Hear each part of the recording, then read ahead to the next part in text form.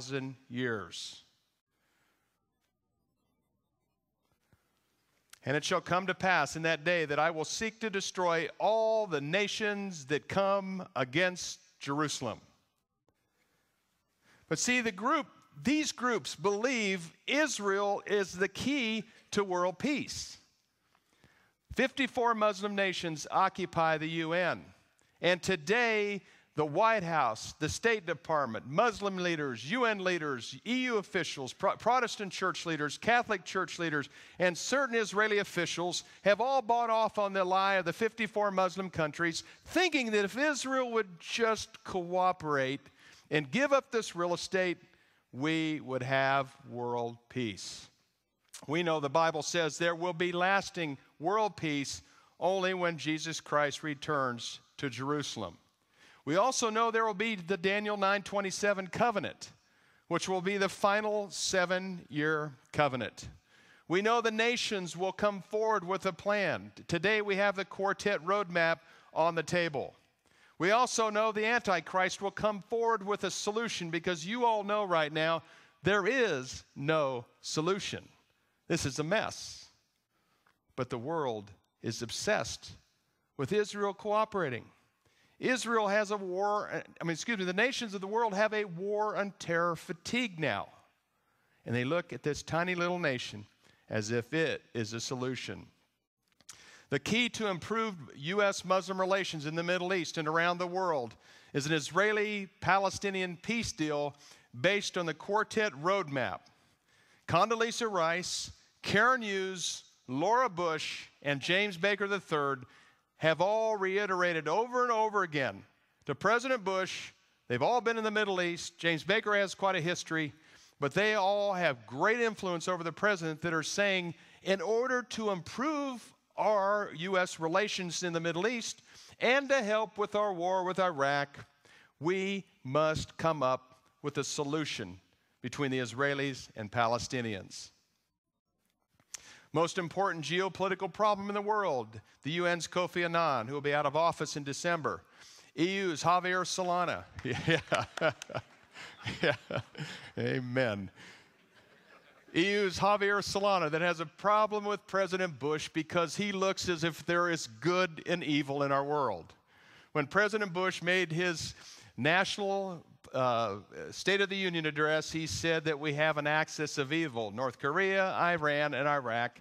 And shortly after that, EU's Secretary General Javier Solana told the world that he had a real problem with Bush's view of the world, as if there's good and evil that exist.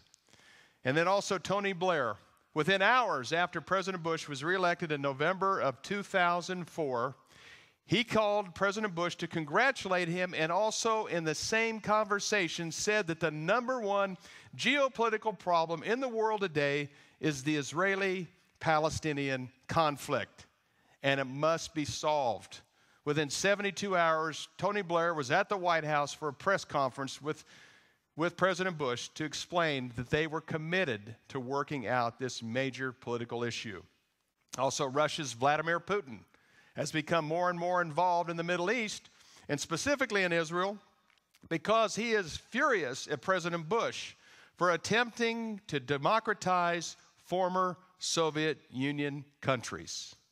Last year, when President Bush was on his way to Russia for the 60th anniversary of the end of World War II, Putin went to Israel and the Middle East a week before to meet with the Palestinians to offer them arms in the future, to meet with the Syrians to offer anti-aircraft defense system. He cut a deal with Saudi Arabia and Egypt, and also said that Iran is not after nuclear weapons. He did all this the week before President Bush arrived in Moscow, but also President Bush had two stops in Georgia and another nation that were former Soviet Union countries, and it has infuriated Putin to the point that he's becoming more involved in the affairs of the Middle East. And you all know Russia's history in the Middle East and who they side with. To put these things in perspective, all the world looking at Israel, the world having a war on terror fatigue, everybody right now talking peace. This was an incredible news week. Just this week alone, here is news from Monday through Friday. Look at these headlines. This is just the headlines. Ahmadinejad declares that Israel is destined to disappearance and destruction.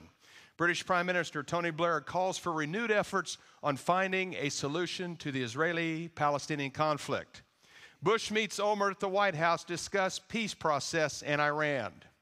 After Olmert meeting, Bush calls for an international isolation of Iran until it gives up its nuclear program.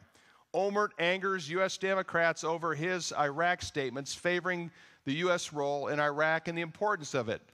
Blair speaks to James Baker III, Iraq Study Group. Israel's Daniel Alon, who has been the Israeli ambassador to the U.S., met with President Bush and said, we will build a Bush Institute in Israel because of the appreciation of all of President Bush's role in the peace process. The quartet and Arab officials met in Cairo on Wednesday to discuss restarting the peace process. Blair said in another mention that we must work with the axis of evil states. In other words, he had interest in talking with Iran and Syria. Also, Spanish Prime Minister José Luis Rodríguez Zapatero announces a peace initiative at a summit with President Jacques Chirac of France. He said peace between Israel and the Palestinians means to a large extent peace on the international scene. Bush travels to Moscow. He goes west instead of east because he had meetings in Asia, but he decided to go west because he wanted to sit down face to face right after his meeting with Olmert and talk to Putin about Iran and North Korea. Ahmadinejad is preparing for another Holocaust for Israel, Benjamin Netanyahu said on Fox. Netanyahu says on Fox News the U.S. or Israel must take out Iran's nukes by March. General warns of risks in Iraq if GIs are cut. The United States military is spreading up attack plans against North Korea. Rick Warren meets with Syrian President Bashar Assad and Syrian Mufti. Taiwan, China targeting island with 900 missiles on 5 bases. German lawyers to sue Donald Rumsfeld and others over the Abu Ghraib incident in Iraq. Congresswoman Nancy Pelosi becomes Speaker of the House.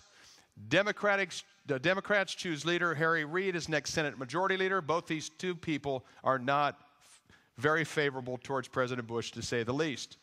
And Bush warns North Korea, don't spread the nukes. And McCain clashes with U.S. military chief over Iraq. This was 5 days of news. And look, about half these articles are focused on Israel cooperating. If Israel would only cooperate, look at all these leaders. These major leaders are obsessed and focused. And Tony Blair, who has at this point no lasting legacy, is after a solution. And he is going to commit more of his time. He's going to go back to the region. He's going to go back to Israel. He's going to put pressure on President Bush to put more pressure on Israel to work this out. In one of the articles in my weekly news report that we put out on Fridays this week, people are curious why President Bush is reluctantly really not making a commitment right now with the Israeli-Palestinian issue. I'll go into some reasons I think why, but nonetheless, all of these world leaders are going to look at President Bush. Blair, who stood with Bush in Iraq, is very focused on this. And the great concern here is President Bush going to be after a legacy here too? Because right now his approval rating hit 31% this week. And history, for many ways, probably won't treat him that well. Bill Clinton got stuck in the legacy push his final two years in office as an atonement for the Lewinsky case. That was his plan. And now you have President Bush losing a very key election, who has a 31% approval rating and looking at where's my legacy. Democracy of the Middle East will not be it. Trying to democratize former Soviet Union countries will not be it. You can't force your ways on countries that have been operating certain ways for thousands of years, hundreds of years. You can't do that. So this is where we are for the moment. But as Joel 3:2 so adequately says, I will gather all nations, God will, and will bring them down into the valley of Jehoshaphat, the valley of judgment, and will plead with them for my people and for my heritage Israel, whom they have scattered among the nations and parted my land. All nations will be judged for attempting to divide God's